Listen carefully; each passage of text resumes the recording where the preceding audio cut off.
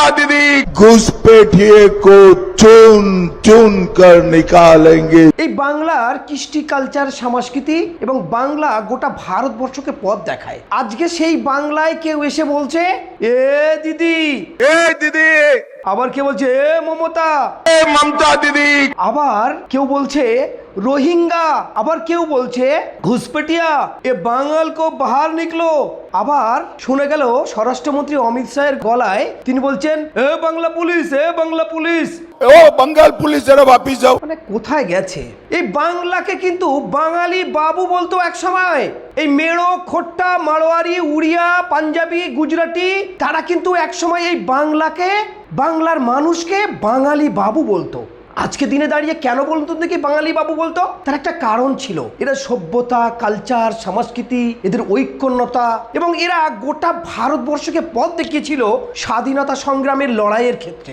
এই বাংলায় জন্মগ্রহণ করেছিল সুভাষ চন্দ্র বসু, গোটা বিশ্বের মানুষ জানে। এই বাংলা গোটা ভারতবর্ষকে আলাদাভাবে চিত্র তুলে ধরেছিল। এই বাংলা শুধু তাই নয়, বাঙালি বাবু বলার কারণ ছিল এদের সভ্যতা, এদের দেশ, এদের চলাফেরা, এরা মানবিকতা এবং এরা পরোপকারী ছিল। তাই জন্য এদেরকে বলতো বাঙালি বাবু।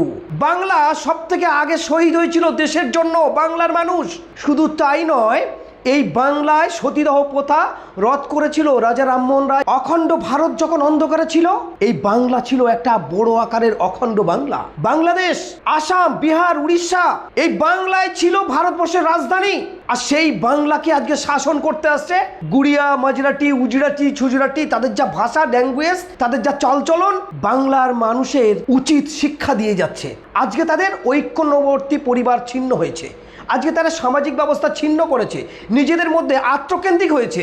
তার জন্য কিন্তু আজকে বাঙালিদের এটাই শিখতে হচ্ছে, এটাই দেখতে হচ্ছে। আর এইভাবে যদি বাংলা দখল করে, তাহলে এই বাংলাকে বাঙালি ভাষীদের মধ্যে একটা ভয়ঙ্কর আকার ধারণ হতে পারে। এই বাংলায় মণিপুরের মতো আগুন জ্বলতে পারে, থামানোর কোনো লোক থাকবে না। অন্য জায়গায় গিয়ে ফটোশ্যুট করবে, ঝালমুড়ি খাবে।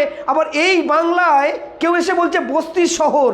ये दीदी के राज में, कम्युनिस्टों के राज में पूरा शहर एक प्रकार से आज झोपड़पट्टी का शहर बनकर रह गए। ভাবতে পারেন এই বাংলার কৃষ্টি কালচার সংস্কৃতি, ভদ্রতা, নম্রতা, বিনয়তা, ধর্মীয় মানুষ একটা অন্যভাবে চলে। কিন্তু সেই বাংলায় যেভাবে একের পর এক যে নির্বাচনকে কেন্দ্র করে শুটার নিয়ে এসছে, যে সব থেকে বেশি শুট করতে পারে অর্থাৎ ইনকাউন্টার করতে পারে, সেই পুলিশ অফিসার এখানে চলে এসছে। শুধু সেই পুলিশ অফিসার নয়, পুরো বাংলার সাথে ভারতবর্ষে যেন যুদ্ধ হচ্ছে। যুদ্ধকালীন তৎপরতার সেনা নামিয়ে যেভাবে নির্বাচন হচ্ছে, মানুষের কথা বলার মতো ক্ষমতা নেই। এই বাংলার কৃষ্টি কালচার সংস্কৃতি ধ্বংস হচ্ছে। ভাবুন তো দেখি, বাঙালি বাবু যাদের বলে ডাকতো, সেই বাঙালি সম্প্রদায়ের সন্তানরা আজকে যখন অন্য রাজ্যে কাজ করতে যাচ্ছে, তাদেরকে পেটিয়ে মারা হচ্ছে। বাঙালি বলে, বাংলাদেশি বলে সেখানে পেটানো হচ্ছে। আবার কাউকে লাশ বাড়ি আসছে। গোটা ভারতবর্ষ জুড়ে বাঙালির প্রতি একটা সাঁড়াশি আক্রমণ চলছে। তাহলে এই যদি চিত্র হয় বাংলা দখলের পরে, আর কি হতে পারে? আমি বলবো না কে কোথায় ভোট দেবেন, তার ব্যক্তিগত বিষয়। কিন্তু যে ল্যাঙ্গুয়েজ তারা ইউজ করছে, বাঙালি বাবুরা আজকে যেন রাখাল চাকরের মতো হয়ে গেছে, বা একটা নেড়ি কুকুরের মতো হয়ে যাচ্ছে। আর কারা শাসন করতে আসছে সেটাই দেখতে হবে। যারা এক সময় এই পশ্চিমবঙ্গে উড়িয়া, মারোয়ারি, গুজরাটি যারা কর্মসূত্রে এখানে আসতো, তাদের সন্তানদের নিয়ে এখান থেকে ডাল রুটি নিয়ে তারা দেশে ফিরতো, আজকে বাঙালি যেন ভারতবর্ষের মানুষের কাছে ভিখারি হয়েছে। বাঙালি বাবু যেন বাঙালি ভিখারি হয়ে গেছে। সত্যি এ কোন কৃষ্টি কালচার? এই বাংলায় রবীন্দ্রনাথ জন্মগ্রহণ করেছে, এই বাংলায় শরৎচন্দ্র জন্মগ্রহণ করেছে, এই বাংলায় স্বামী বিবেকানন্দ জন্মগ্রহণ করেছে, এই বাংলায় ঈশ্বরচন্দ্র বিদ্যাসাগর জন্মগ্রহণ করেছে, এই বাংলায় কাজী নজরুল ইসলাম জন্মগ্রহণ করেছে। কৃষ্টি কালচার সংস্কৃতি এরা গোটা ভারতবর্ষকে পথ দেখিয়েছে। আর সেই বাংলায় আজকে কারা এসে কিভাবে কথা বলছে, সত্যি লজ্জার বিষয়। এর থেকে ঘৃণা, এর থেকে লজ্জা আর বাঙালি হতে পারে না। এবং গোটা ভারতবর্ষ উঠে এসে যেভাবে কেউ ফরম বিলি করছে, নির্বাচন কমিশন নির্বিঘ্নে দেখছে, বাঙালিদের লড়াই যুদ্ধ আরও যেন বেড়ে গেছে, হিংসা যত হচ্ছে সেখানে যেন সাপোর্ট হয়ে যাচ্ছে। কোথায় নির্বাচন কমিশনার? শুধু তাই নয়, এই বাঙালি এত মেরুদণ্ডহীন হয়েছে, যাদের 91 লক্ষ মানুষ ভোটাধিকার থেকে বাদ পড়েছে, তারপরেও এই বাঙালি সমাজ চুপ হয়ে আছে এবং মানুষ ভোট দিতে পারবে না। যারা জন্মসূত্রে 70 বছর, 80 বছর, 60 বছর স্বাধীনতার পর থেকে যারা ভোট দিয়ে এসছে, আজকে তারা ডিলিটেড হয়েছে, ভোট দিতে পারবে না। আর তাদের উপরে জোরপূর্বক শাসন চলছে। সুপ্রিম কোর্টের আদেশ এসছে, তাদের ট্রাইব্যুনাল হচ্ছে, ট্রাইব্যুনালে কি দেখা গেল, 136 জন, 6 জন 7 জন বসে একসঙ্গে নির্বাচিত করে 136 জন বার হচ্ছে। তাহলে কি হচ্ছে নির্বাচন? কিভাবে আটকালো? এই বাংলার কৃষ্টি কালচার সংস্কৃতিতে এরা মেরুদণ্ড সোজা রাখে, কিন্তু আজকে এই বাঙালিদের একত্রিত না থাকা, নিজেদের স্বার্থ সিদ্ধি করার জন্য, নিজেদের ক্ষমতা নিজেরা ধরে রাখার জন্য আবার বাংলাকে দুর্বল করে দিয়ে এদেরকে খান খান করে দেওয়ার চক্রান্ত চলছে। বাঙালিরা সভ্য সমাজী, সুন্দর পোশাক পরে, ভদ্র নম্র, তাদের কাছে ছাতা থাকে, জল থাকে, তার পরোপকারী। আর সেই বাঙালি আজকে উড়িয়া, মাড়িওয়ারি, গুজরাটি এসে বলছে এই বাংলা পুলিশ, এই মমতা, ও দিদি, মানে কি কৃষ্টি কালচার। আবার কেউ এসে বলছে এখানে মসজিদ থেকে আজান বন্ধ হয়ে যাবে।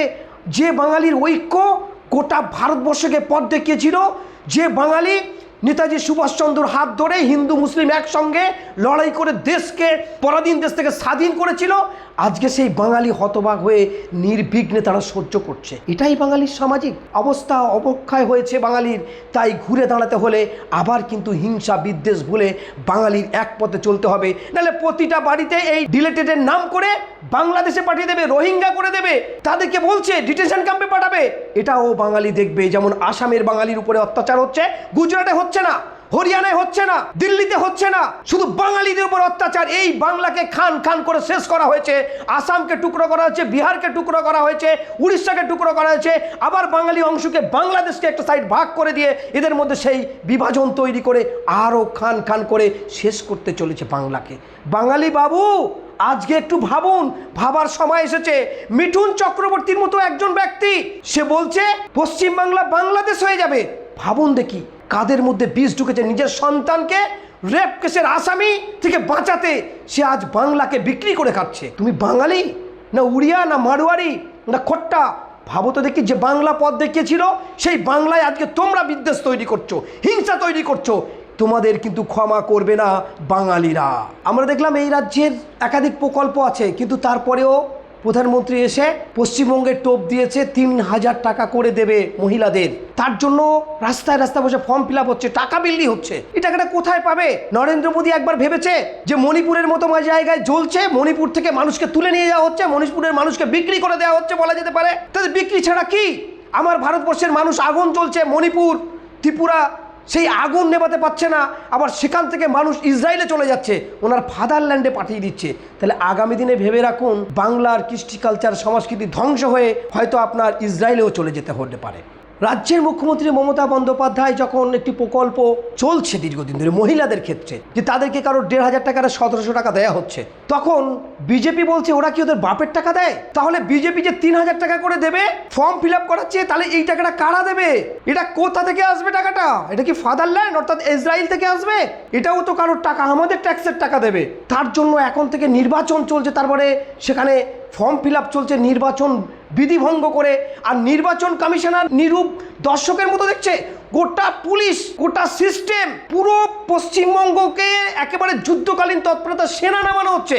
শুধু তাই নয়, সেনা নয়, গোটা বিজেপির যত মুখ্যমন্ত্রী আছে, যত হেভিওয়েটি লিডার আছে, স্বরাষ্ট্রমন্ত্রী, প্রধানমন্ত্রী এই বাংলায় পড়ে আছে। বাংলার কৃষ্টি কালচার সমস্ত কিছু কিন্তু ধ্বংস হচ্ছে, বাংলার সম্প্রীতি নষ্ট হচ্ছে। এটা কিন্তু মাথায় রাখতে হবে আপনাদের। বাঙালিরা বুঝতে পেরেছে, তাই ত্রিপুরায় নির্বাচনে 28টির মধ্যে 24টিকে বিজেপিকে পরাস্ত করেছে। এবং ত্রিপুরার মানুষরা এটা বলেছে, আমরা বাংলাভাষী, আমাদের বাংলা স্ক্রিপ্টকে বন্ধ করা হচ্ছিল, জোর করে হিন্দি স্ক্রিপ্ট চালানো হচ্ছিল। ভাবুন তো দেখি, এই বাংলায় আছে আমাদের যাদবপুর বিশ্ববিদ্যালয়, গোটা ভারতবর্ষের শ্রেষ্ঠ যাদবপুর বিশ্ববিদ্যালয়। সেই যাদবপুর বিশ্ববিদ্যালয় নিয়ে কথা বলতে ছাড়েনি প্রধানমন্ত্রী। তারা প্রতিবাদ করে, আন্দোলন করে, অন্যায়ের বিরুদ্ধে কথা বলে। সেখান থেকে কৃষ্টি কালচার, সংস্কৃতি, শিক্ষা তারা আগিয়ে যায়, তাদেরকেও ছাড়া হলো না। আর ত্রিপুরার মানুষ কিন্তু বাংলা ভাষী তাদেরকে তুলে দিয়ে জোর করে হিন্দি স্ক্রিপ্ট অর্থাৎ হিন্দিতে তাদেরকে চলতে হবে, হিন্দি কথা বলতে হবে। হিন্দি না হলে তাদেরকে মারধর করা, অত্যাচার করা হচ্ছিল। তাই তারা বিজেপিকে পরাস্ত করেছে। কিন্তু বাংলাতেও যে এমনও হবে না তার কোনো মানে নেই। আগামী দিনে আপনার বাংলা ভাষাটাকেও ভুলে যেতে হবে, কারণ এই বাংলায় কৃষ্টি, কালচার, সংস্কৃতি, ভদ্রতা, নম্রতা, বিনয়তা, তাদের পোশাক আশাক একটা সভ্যতা বলে মানা যায়, ছোট গোটা পৃথিবীর মানুষ মানে। আর আপনারা সেই বাংলাটাকে কুলসিত করছেন, ধ্বংস করছেন, বাংলার প্রতি অবিচার হচ্ছে। এবং যে ভাষা, যে ল্যাঙ্গুয়েজ ব্যবহার হচ্ছে, ভোট কি এর আগে কোনো দিন হয়নি স্বাধীনতার পরে?